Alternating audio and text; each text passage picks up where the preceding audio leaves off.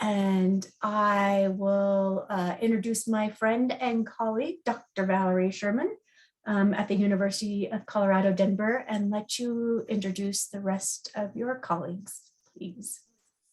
Thanks, Britt.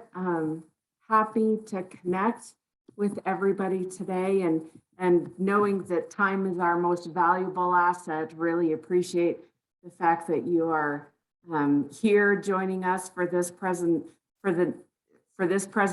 and giving us the next hour out of your day. So that's a wonderful thing. I'm happy to introduce my colleagues in the School of Ed and Human Development at CU Denver.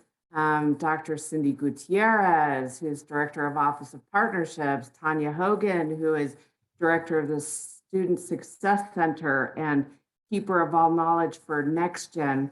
We have Rebecca Blasine and oh gosh, I'm needing some names and some faces to connect. So Rebecca Blasine and Liliana Flores Amaro are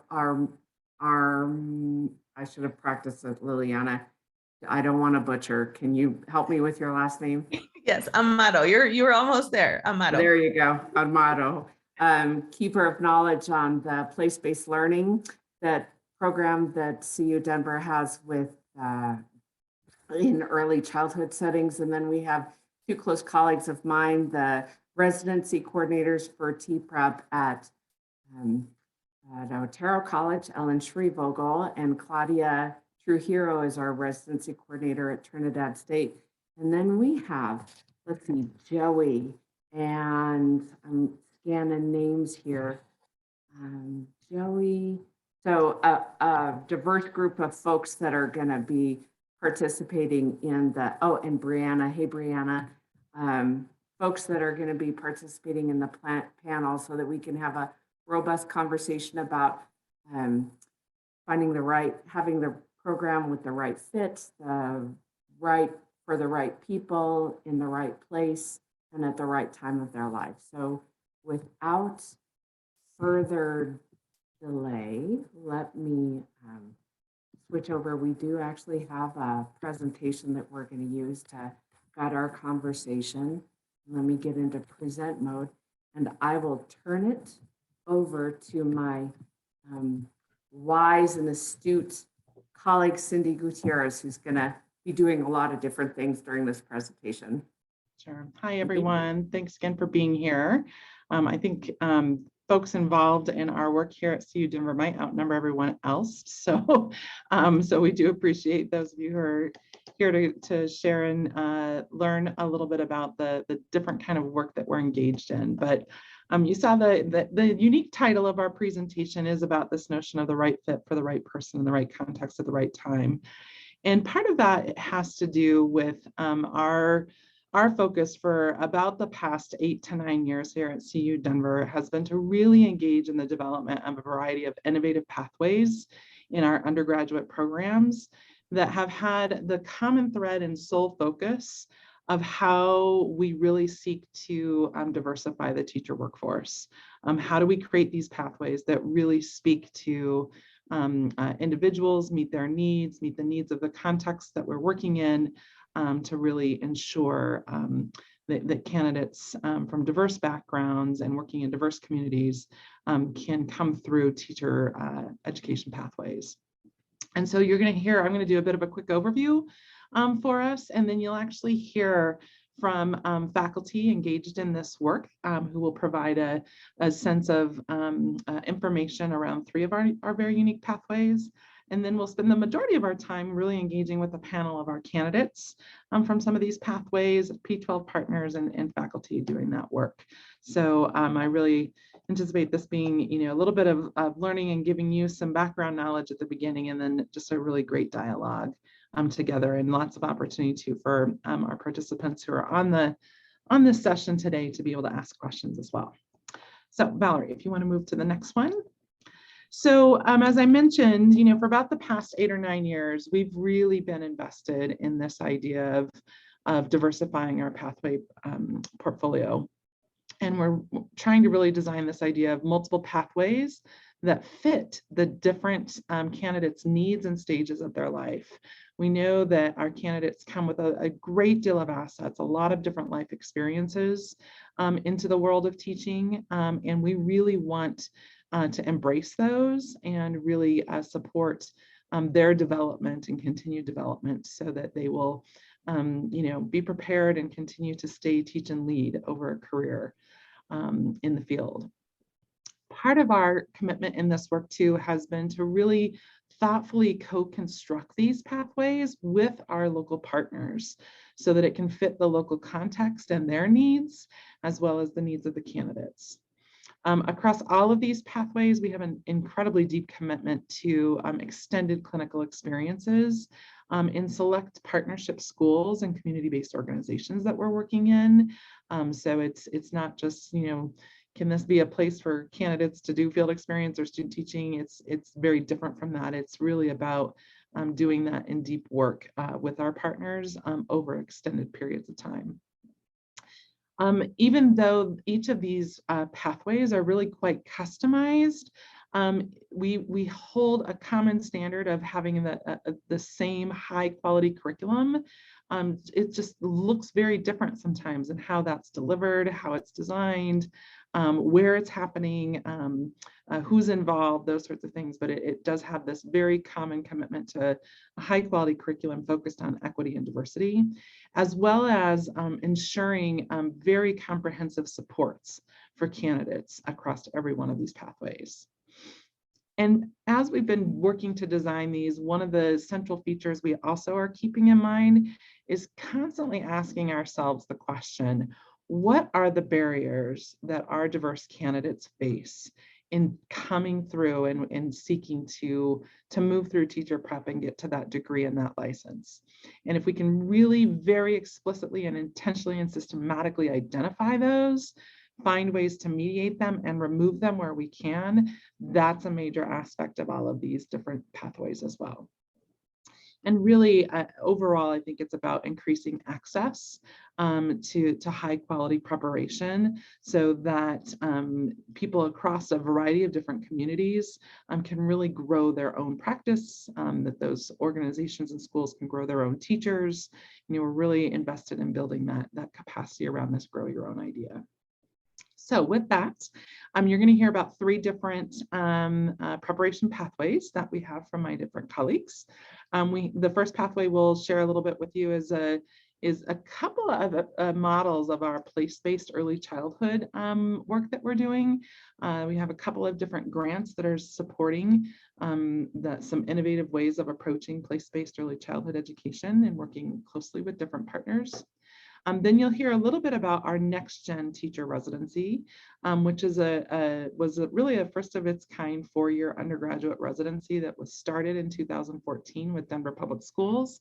And since then, we've really expanded that model. And then finally, you'll hear about our TPrep rural teacher residency. It was actually kind of an offshoot after we designed Nextgen. We said, wow, there might be some really cool opportunities to imagine what this could look like. Opportunities presented itself to do that kind of work in our rural communities. Looks quite different, but very similar ideas that took shape with our rural partners. So with that, I'm going to turn it over, I believe, to Liliana to talk a little bit about the place-based early childhood model.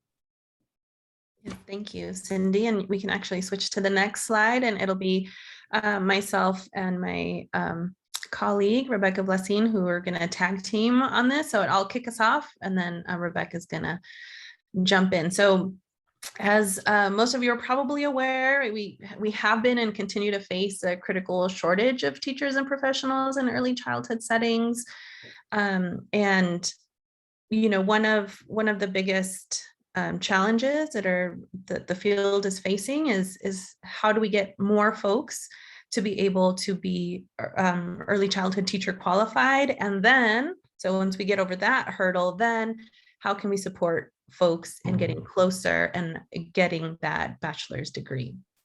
And so we've been hearing from the field that college coursework traditional college coursework was not accessible to people already working in classrooms at different positions, whether they're assistant teachers, lead teachers, assistant directors, et cetera.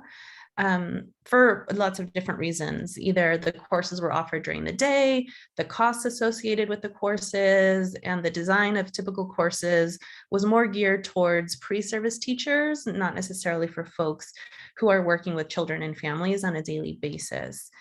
We also heard that teachers are taking lots of trainings and professional development, which was really important.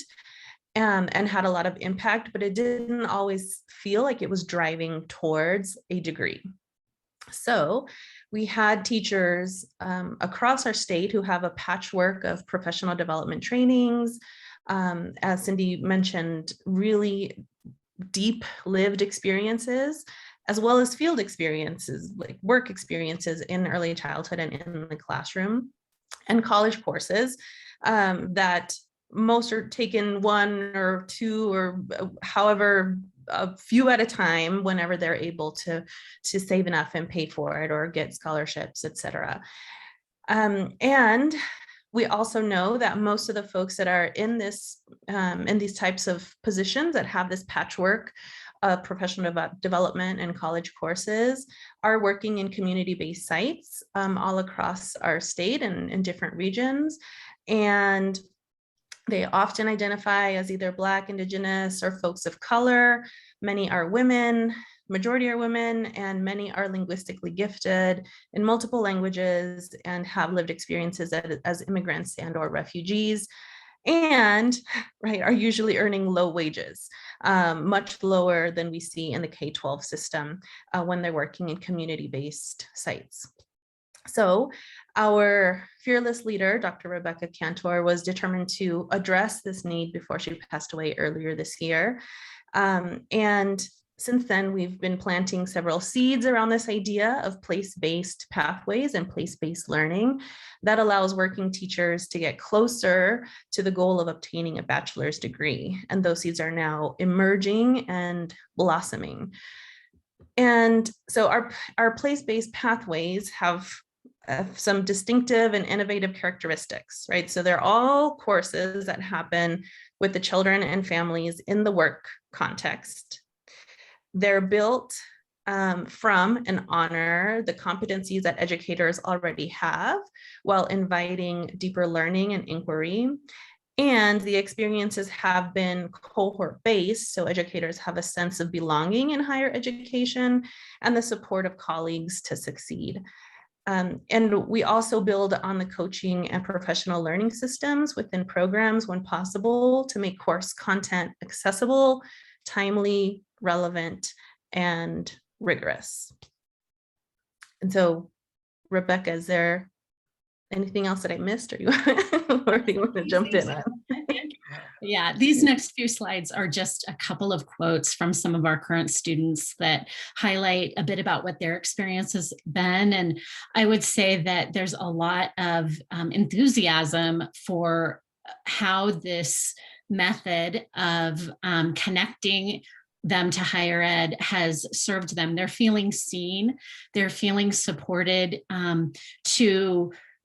to work with their colleagues in their contexts on the kinds of content that we're inviting them into. The work is happening in a very contextually rigorous way so that they don't feel a disconnect between what they're experiencing in their coursework and what they're experiencing on the ground in their practice.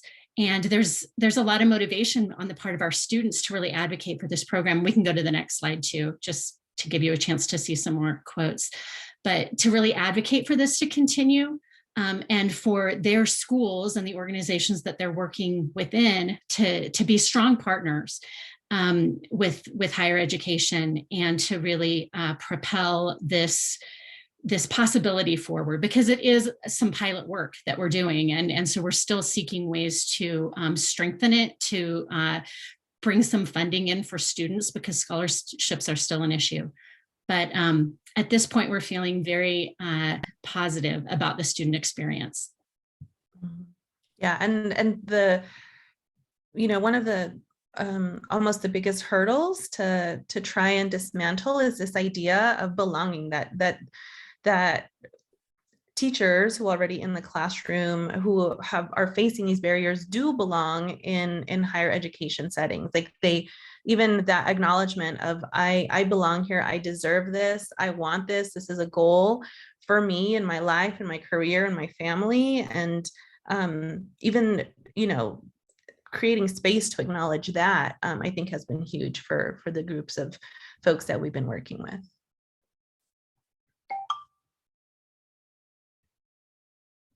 And I think that's it for our section. So we'll hand it off to the next folks, and then we're going to talk about Nextgen, and then we'll have lots more time for Q&A in the panel session. Thank you. Thanks, Liliana. So yes, so I'd like to introduce my colleague, Dr. Tania Hogan, who wears at least 25,000 hats. She is officially the Director of Undergraduate Student Success.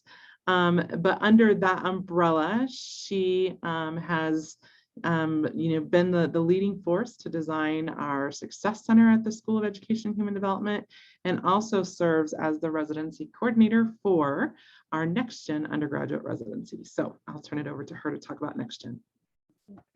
Thanks, Cindy. So as Cindy mentioned, Nextgen originally started with a grant, and we had partnered with Denver Public Schools. But now we are expanded into 3 other districts, Aurora, Jeffco, and St. Rain.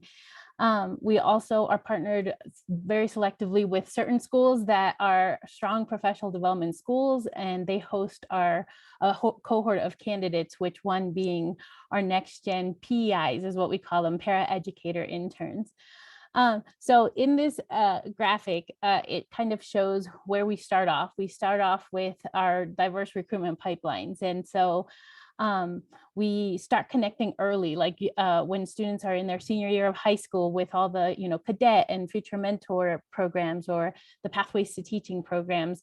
We start there and getting connected early. We have peer mentors that also work early on to connect. And in some pipelines, we actually will connect with them even earlier before their senior year.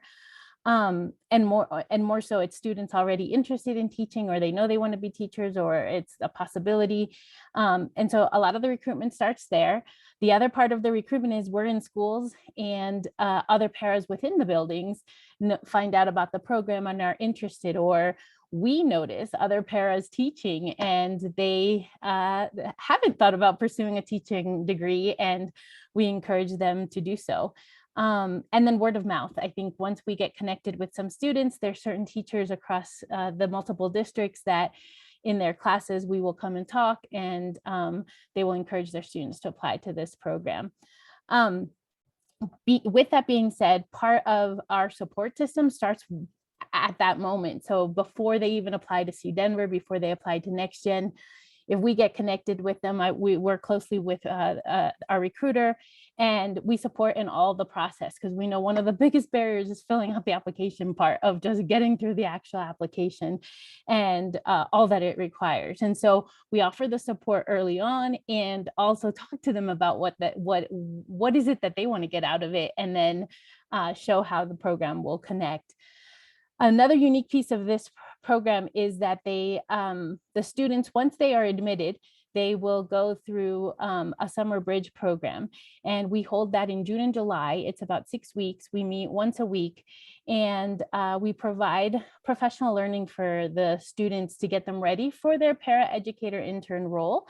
And so a lot of it is just explaining, what they might encounter. Now, we have students across the board. So some have been paras before and bring in that really strong experience already. And then we have students that are brand new that have yet to be in the classroom. So our community involves experts in one area and new to the other area. Similarly, we have students that are for the first time going to be college students, and we have students that are returning to college. And so again, with everybody having different expertise levels at different times, it builds a community of being able to get lots of information from different people at one time. But in the summer program, we will do some things to prep them. So like the focus on like asset-based pedagogies, culturally sustaining practices, what does equity look like in action, We talk about trauma-informed practices, restorative practices. We go over emotional intelligence. And then we also get them ready, if they're brand new students to college, of just like knowing the technology that they're going to use, like our Canvas platforms, and what resources are available to them, and how to set up just like some basic things on using your email, and knowing which systems are going to be helpful, or the library system that they have access to with research articles and things like that. And then it's also supportive. You get to know the students and start creating those relationships there, and meaning who's going to be at your school as well. Then the students move into, so we partner with several different elementary schools. The students go through an interview process. Everything in the program is structured to also help them in the future. So we have them interview at schools for these positions, even though they're going to get placed, but to have that experience of what it feels like to do a teacher interview with a group of people. And we give coaching and feedback throughout the whole entire process. When they're placed at the schools, they usually work Monday through Fridays, about 20 hours in the mornings. And then our connected coursework is in the afternoons. So it works out with their schedule. It's essentially a paid internship. They get hired on either as employees of the district, or they're hired on as CU Denver students through work study funding. And then they're in these dual roles as intern and employee. Their coursework is connected, so it's really nice because early on from freshman year, if whatever they're learning, they can put it into practice. Similarly, if they're putting something into practice, they might backwards learn it later after and be like, oh, that's what I was doing, that's what it was called, or that's the theory behind that. And so they do that for fresh. So if they start with us as a freshman, they'll get these 3 extra years of early field experiences. And their field experiences for the teacher ed program that they would have traditionally had will count. The para educator intern position counts for that as well. So they'll get 3 years of these experiences prior to doing the traditional, what we know as a student teacher year, when they become a resident. We find our students are, by the time they get there and they've been in the program for 3 years, it's, professional year is really a time for them to flourish and show what they can do, because they've had more experience than the sometimes other candidates, which then leads them into being stronger, effective first year teachers. They are very aware of what the expectations are, have practiced it, have had that, during the para years, they learned the lingo in the school, the curriculum.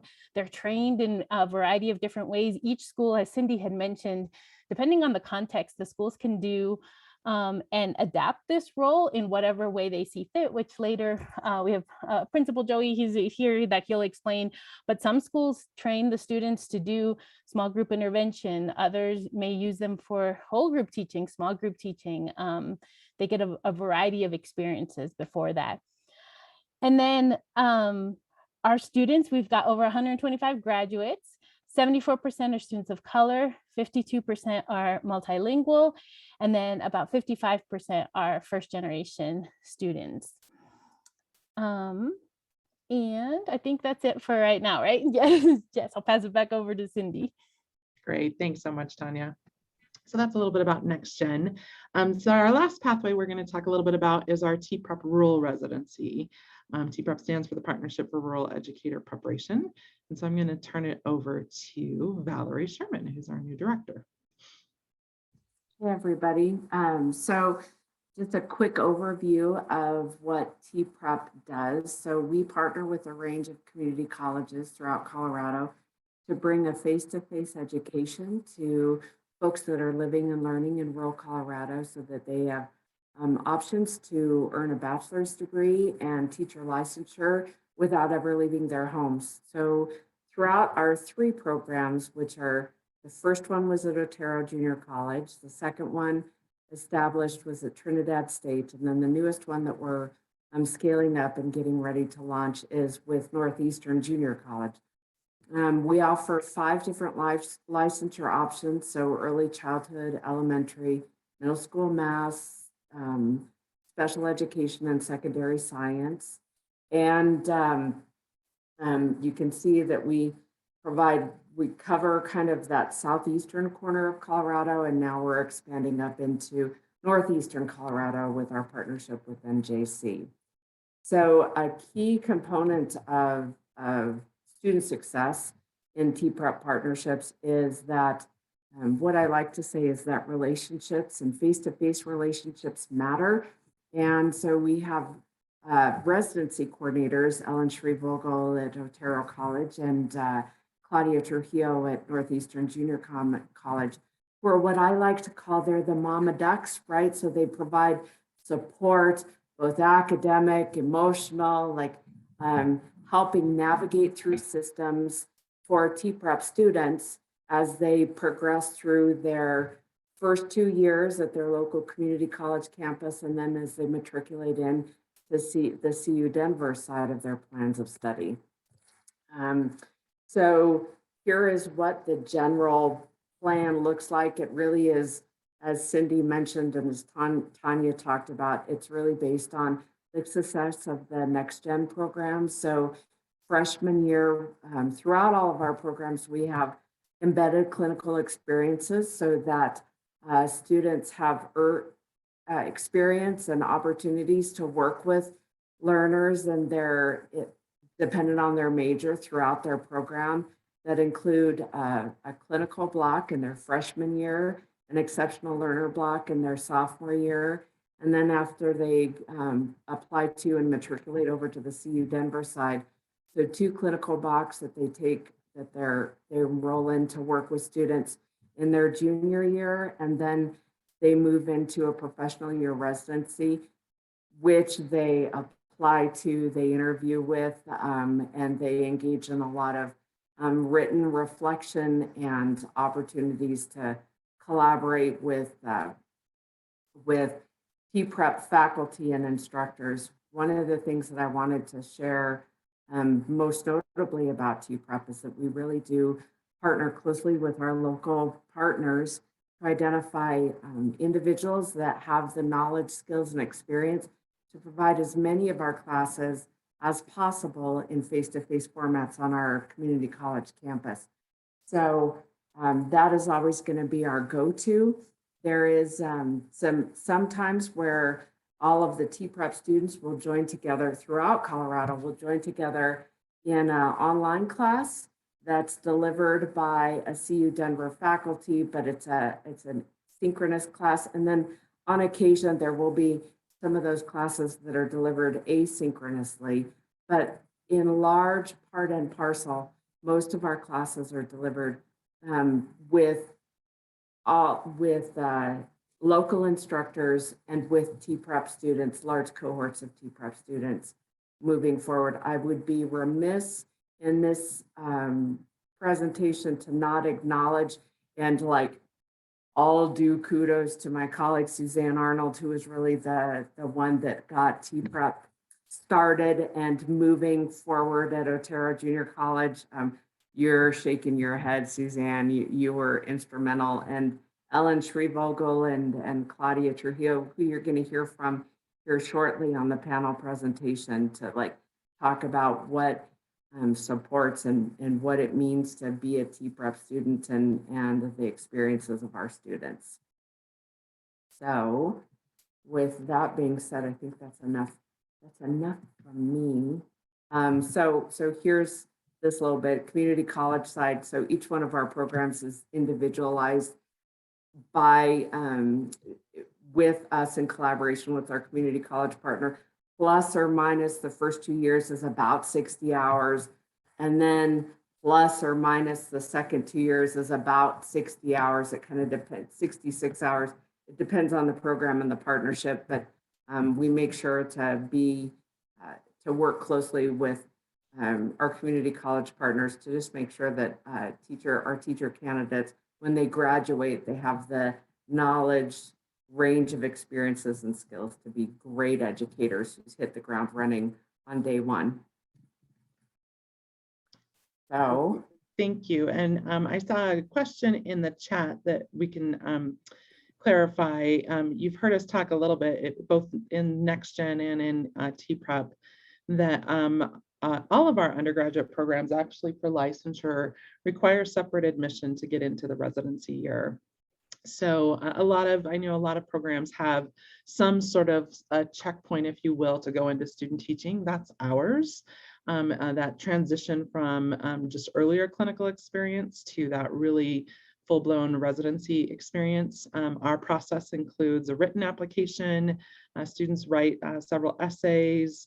We look at their GPA. We're looking for a 3.0 is what we're shooting for, but we consider a window of 2.75 to 3.0 because we know there's a lot of life things that happen that can sometimes trip you up. And so we're really trying to look very holistically at students. We also require recommendations from faculty and school partners they've been working with. Any of their clinical experience evaluations from their earlier clinical experience are included. And then lastly, there's an interview component. So they actually engage in these really authentic interview tasks and interview in small teams where they're kind of applying some insights that they've learned along the way to some real life scenarios, particularly around equity mindsets and that whole notion of multitasking in teaching and a variety of things. So we really try to get this very 360-degree look at our candidates at that point for admission into the residency year. I hope that helps answer that question, Britt.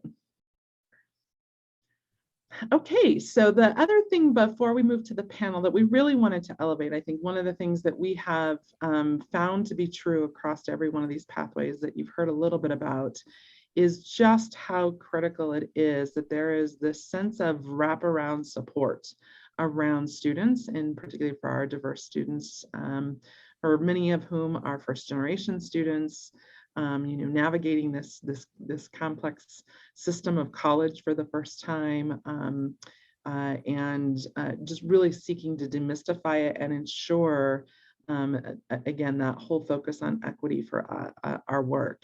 And it was an idea that we launched in our Nextgen grant was to have an internal School of Education Success Center. We know that there's often these kinds of resource centers that might exist on a college campus, like a writing center or like an academic support center, those sorts of things. But we recognize how critical that relationship-driven aspect to this work is, and wanted to have an internal center that could really attend to these wraparound support needs for candidates. And so Tania has led the design and the imagination of what this could be to what it's become. And so I'm going to turn it back over to her to talk a little bit about it. Thanks, Cindy. Yeah, so I mean, in short, I think we're just the difference about this type of success center is just it's more about relationships, building relationships versus like getting the transactional part of like, oh, I needed help with an assignment. Like we really work proactively to build relationships with students. So all the Nextgen students are I'm their success mentor. So my team is 3 other people and myself. So there's 4 of us. And all of us get assigned an undergraduate student from our school. So we each have about 130 students that we are checking in with throughout the semester. You can read the mission. I think I want to get to the panel so that you can talk directly to the students and the people, the principals and the partners in our program. But we focus on all the areas of like help supporting students with academic success, socio-emotional support. I think, as Cindy mentioned, like life happens and sometimes that's where students need support with. And we are there where we can to support in that space. And then also it's about intercultural mediation. I was a teacher in Denver Public Schools and know how the systems work. And sometimes that's where it all gets bogged down. So being able to let the new generation of teachers know this is how you access these systems and make it easier for yourself and not get so frustrated within them is about showing them how those pieces work. Or similarly at the university, there are some systems that need to be changed and are really frustrating to navigate. And we're really honest in the program about it. We don't sugarcoat. I mean, there are areas we need to work on as institutions, and we've got a lot of barriers. And as Liliana mentioned, financial barriers are the biggest part, which I forgot to talk about that in the other slide, but we do are in Nextgen, there are scholarships that our students also get both in tuition assistance and in their professional year in some of the districts that we partner with. But I would say, yeah, we support in all of these areas. And again, it's about relationships. So it's also knowing them. And also it becomes, we change the name from SCHD Support Center to Success Center, because we not only support students, but we're also there to network. Like when they're moving on to that next stage, we're supporting with, all right, how do you practice? Let's practice interviews, or let's research schools together. Where are you going to apply? And moving them to that next step, or even support outside of school is provided as well. And I think the next slide just shows, what services are offered. The other part is we're super flexible with the times we meet with students, because most students are doing homework at not the 8 to 5 times that usually are offered. And so we all have flexible hours, and we'll meet with students and support them at the times that they're doing homework or need to talk. They can text me, they can, we can meet on and off campus, because, you know, parking, so some students don't want to pay for parking, and it's like easier just to meet at the coffee shop where nobody has to pay for parking. And then we also offer all of our services through an online format, and have figured out how to support the TPrep students solely virtually, since we can't be down there in person. So I'll turn it back over so we can hear directly from the people in the program. Great, thanks so much, Tania. So we have pulled together a great set of panelists that represent not only a cross-section of all of the pathways we've talked about, but also different roles in those pathways. So we are excited in our ECE place-based pathway. We have one of our students who's also the acting director of one of the early childhood organizations, again, where she's contextualizing her work and applying everything that she's learning. So Shelley Johnson, welcome. And then Rebecca Blasine, who you've heard from, and Suzanne Arnold, who is working closely with Liliana in the Constellations ECE place-based work. Kind of bring the faculty perspective to some of this. In our Nextgen pathway, we're super excited to have Brianna Wilson, who's one of our Nextgen paraeducator interns at the Center for Talent Development in DPS. She actually started as a paraeducator in that school for several years, came into Nextgen, and she is finishing her last semester before professional year. She was admitted, and she'll be starting her residency year in January. And then Joey Denoncourt, who is one of our incredible administrative leaders, is a principal resident at College View Elementary, has been our site coordinator, a liaison to our partnership at College View for many, many years, and just an incredible asset to work with. And then from representing our TPrep pathway, Valerie mentioned, so we have local coordinators on the ground. So these are individuals who live in those regions. Ellen lives in the La Junta region and was a former principal in that region, formal educator in that region, and now serves as our residency coordinator for TPrep at Otero College. And Claudia Trujillo is our residency coordinator at Trinidad State. Similarly, she was a former teacher, instructional coach in Trinidad schools, and we snatched these folks who weren't completely ready to retire to come in and continue to do great work in preparing candidates. So with that, I have an opening question for all of you, if you'll just kind of share your perspective. It's a broad question, and so for all of you, I'd just love for you to speak from your perspective. What would you say is the one most impactful thing? What's been most impactful to you from your perspective about being part of any one of these pathways? Shelley, would you want to go first? Okay, yes, I'll go first. I think it's the material she has gave me. It's really impactful, and it's so impactful, and it means so much to me. Even though I'm completed and the program's over, I asked her to please continue, Liliana, to send me information. That relationship and going over that material, and it just all together. But the material she gives, and if I don't understand something, she's able to help me understand it. And that's that's the biggest part to me. Great. Thank you so much, Shelley. And Valerie, maybe let's stop sharing the PowerPoint. I always love that this is the hard part in Zoom, right? Is to be able to see everyone's faces. That would be awesome. Brianna, from your perspective, since you're our other student on the panel, what would you say has been the most impactful thing about being part of Nextgen? For me, it would have to be the flexibility of pretty much every aspect of my college career. Kind of like you said, I was working full-time at this school already as a para, so I needed that flexibility because I needed to work full-time, and I was also going to be going to school full-time. So, I needed the flexibility of having online classes so that I could do some of them at my own pace, having evening classes for the ones that I needed to show up for, getting support with anything that I might need at a time is convenient for me because, from 7 to 3, I'm here working and I need to be working. So just having all these options where I still feel like a student, I still feel included, I'm still being successful, but it's at my own pace, my own time, my own availability. Great, thanks, Brianna. Joey, you represent this really fascinating dual role of an administrator of a school that's been partnering with us in Nextgen. Trying to think, gosh, we've probably been partnering probably at least 5 or 6 years now. From your perspective in the work with Nextgen, what do you think has been most impactful? Yeah, thank you. I'm really lucky to have been able to work with Nextgen in a variety of different roles. I've hosted paraeducator interns, professional year residents in my classroom as a teacher and instructional coach, and I've been able to serve as the site coordinator, being the assistant principal and principal resident at College View. So a lot of different perspectives on the program, and this is my favorite partnership that I love the opportunity to speak to. So I'm very happy to be here with all of you today. But I would say the strongest part or the strongest impact that this programming has on College View is really the ability to sustain a positive school culture and one that's culturally and linguistically diverse and responsive to our school community.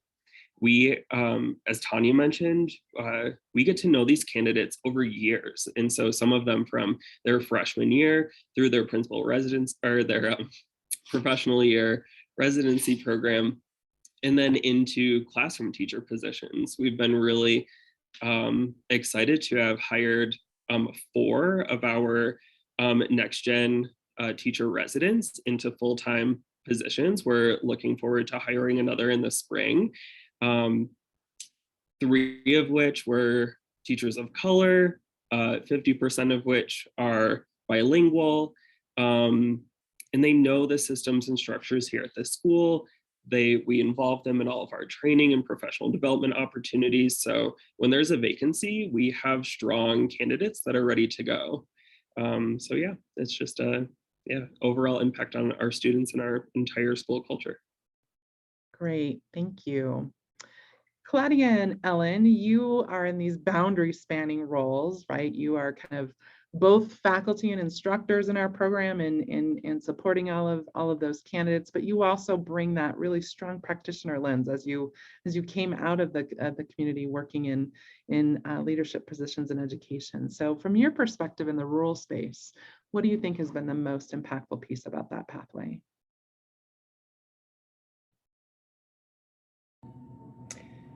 I think I have a couple. Go ahead, Claudia. Listening to Brianna speak it's the people that have been in education as a para or a preschool para, or they've been there for 10 years and they certainly know their jobs, they do it well, but they never really saw advancement. They have children of their own, they have families to raise, they have this full-time job, and they never saw it as a possibility.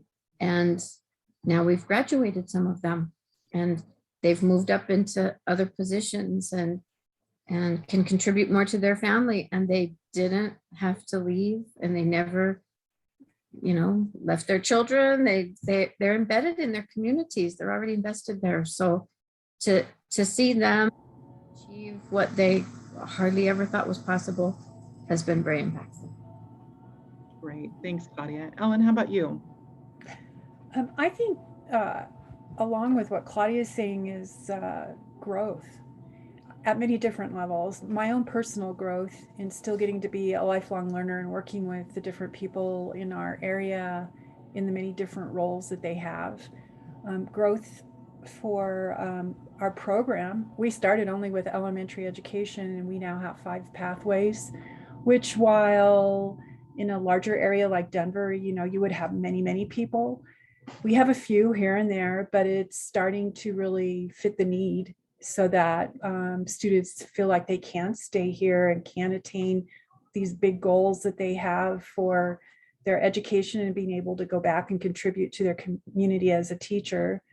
Definitely growth with the students, that they actually can go from point A to point B, being, the partnership that starts with the junior college, Otero, and then getting to graduate from CU with a 4-year degree. And just as Claudia said, be able to stay at home in their community, still contributing to their community, and be able to accomplish that.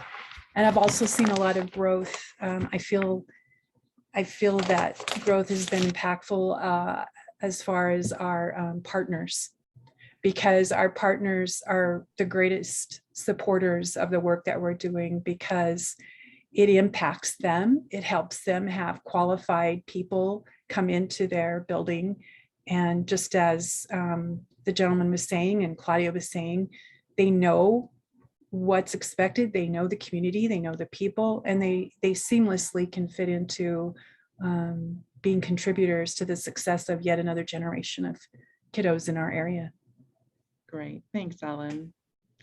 So Rebecca and Suzanne, I'm going to turn to you as more longtime faculty who've been doing this work. Rebecca, you're doing some tremendous work specifically in ECE. Suzanne, you've been across a variety of these pathways with us and launched one of your own that we aren't talking about today, but that whole alternative licensure piece, right? From your perspective, I'd love for you to answer the same question.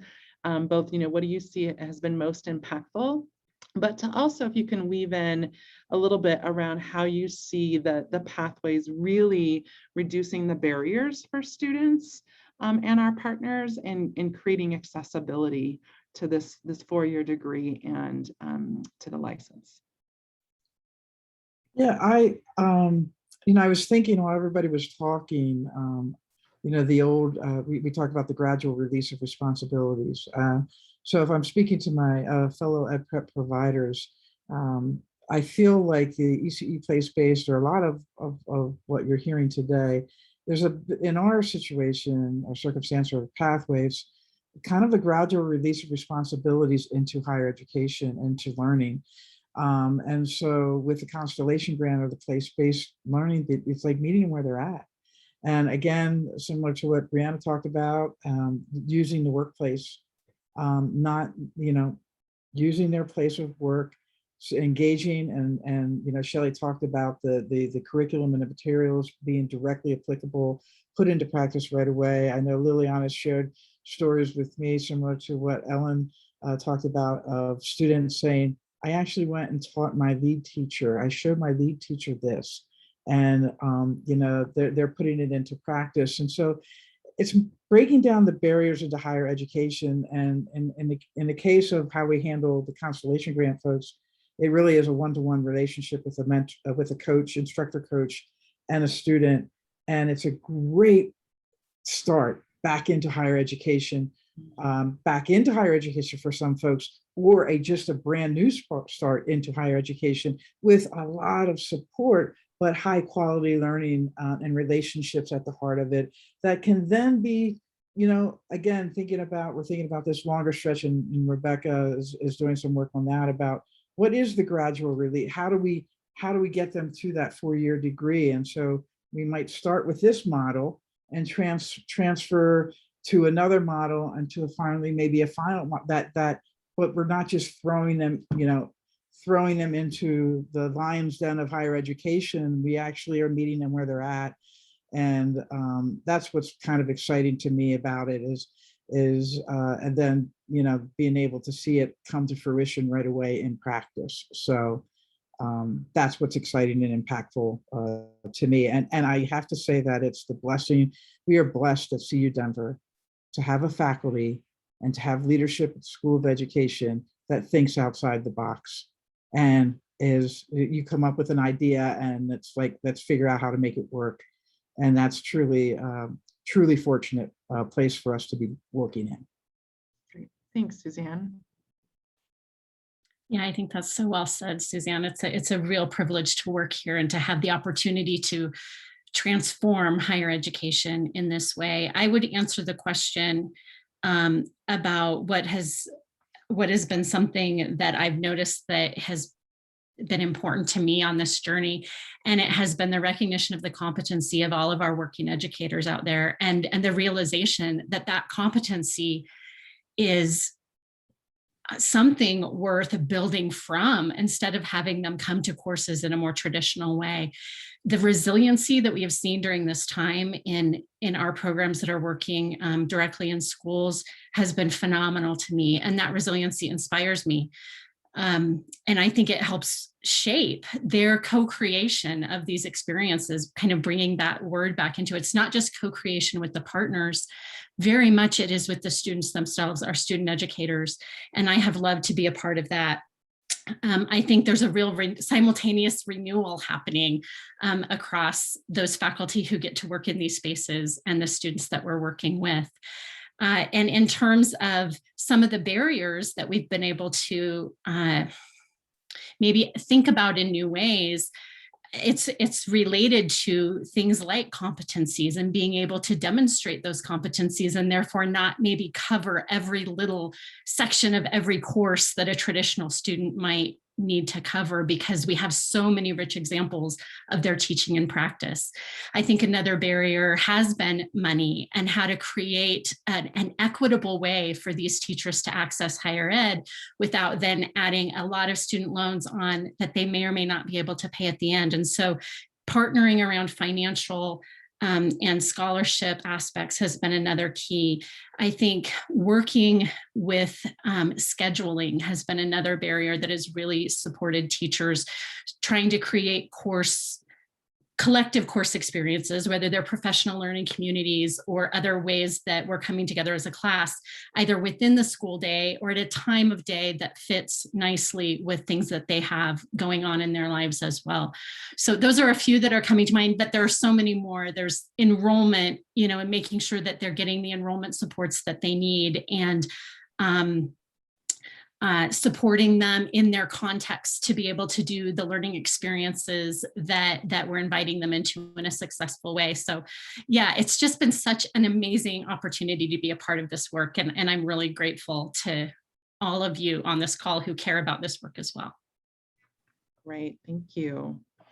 So we've talked a little bit from that support lens, right? Like you've heard this notion of supports in lots of different ways. And we'd love to hear actually from the students in the program, from Brianna and Shelley. For you, what has been the most important support or type of support, or whatever that might be? What's been sort of the thing that has made the difference for you to be able to sustain in the program?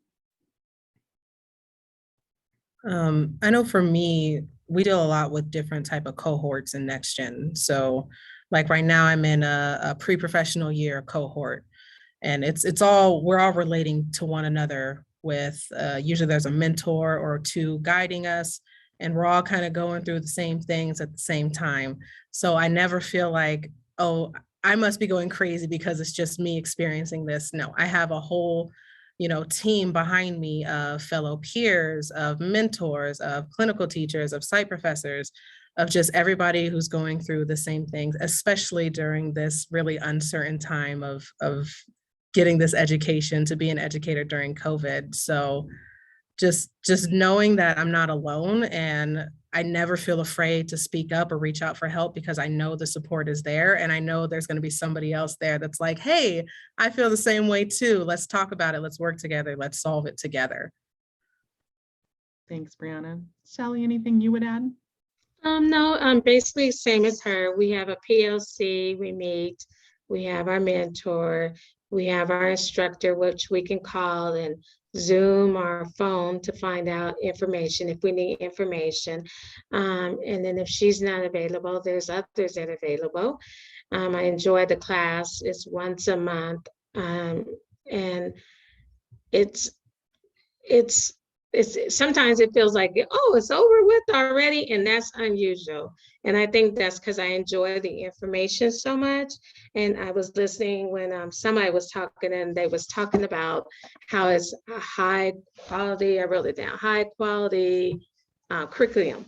And I do believe that. And I think the support from the teachers and the support from the other students, the instructor, I think that all makes us feel like a family, like we're doing this together, we're growing together, we can do this, don't stop. And it really helped me because it's during COVID time. And I just was like, I gotta take a class. I just gotta do something. Even Zoom is great for me at home, but I just had to think outside the box of being home all the time when I first signed up. And I was so thankful, as Susan was talking about, blessed. I want to thank CU for even giving this a pilot program a chance, because I did learn some new things, and some of the things that I already have implemented, it just confirms it. And it was just something to think outside the box besides COVID. And I really enjoyed it. And I hope you guys continue to do this. Great, thanks, Shelley. This last question here, and then we'll open it up to the broader group of participants here for further questions. One of the things that I think we struggle with sometimes, particularly in teacher prep, is sort of this hesitancy, right? Like, can we really tap into the work-based context that somebody's working in? And how do we ensure the high quality, strong experiences? How can they really use that living the life of a teacher in the work context they're already in to really be intentional in the way that's going to move their development forward? And so, Joey, I wonder if you might speak from your perspective, sort of what are some ways that you guys are tending to that, the innovative practices and approaches that you're using as a whole school that supports a group of candidates' development? And what does that look like? What might you name as some of those innovative ways that you're tending to that super explicitly? Yeah, at College View, we definitely prioritize taking care of the whole child. And I think we really try to take care of the whole human, which includes our staff members as well. And so our paraeducator interns and our professional year residency teachers, we want to support them in all areas of their future career. And so what we prioritize is our relationship building opportunities with students and other staff members. We prioritize professional development and implementation of those instructional tools that they're learning about, and data collection and other professional components that they'll have to share and show in their future career. What we make clear to our staff is that these are not paraprofessionals or staff members that are here in the classroom for crowd control. They will not be laminating and cutting and decorating bulletin boards. These are adults who are here in the building to develop really quality relationships with students and to leverage those really quality relationships to drive the students' learning. And so any professional development that we're hosting, we invite paraeducator interns and professional year residency teachers. We, again, want to recruit them and keep them within our building. If we're going to have them here and they know our systems and structures and they know our kids, sometimes it goes back to that theory of right context, right time, maybe they're early childhood and we don't have an opening, or they're looking for intermediate, but we only have primary, or there's no vacancies. But ultimately, we want them to have the experience that any veteran teacher would have coming into the classroom. And so we've been really lucky, and we've found our program to be super successful. We had a visit from Dr. Marrero earlier this semester and our other deputy superintendents, and I don't think many first-year teachers can say that they've had the superintendent in their classroom, but we're not afraid to bring the new superintendent into Ms. Cynthia Rojo's 4th grade classroom. She's in her 1st year of teaching, just left the Nextgen teacher residency program, and he's able to walk into a warm, welcoming, true learning environment where students' learning is being accelerated because of the deep care that she has shown or shows based on her mentors partnership before and all of the professional development she's been able to engage in. So yeah, we are really just hoping that the students that have to leave College View because there's not a vacancy are feeling really prepared to step into any classroom within Denver Public Schools to support students in that school setting. Great. Thanks so much, Joey. And I would bet to say that yes, they do. They very much do. So, so I want to open it up to any of our participants on here. What kinds of questions you might want to ask about any of these programs, or any big picture questions to fine detail questions. The floor is yours.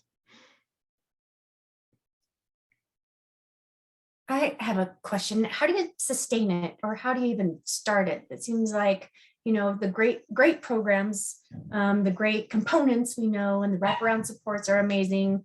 It just how do you financially sustain it?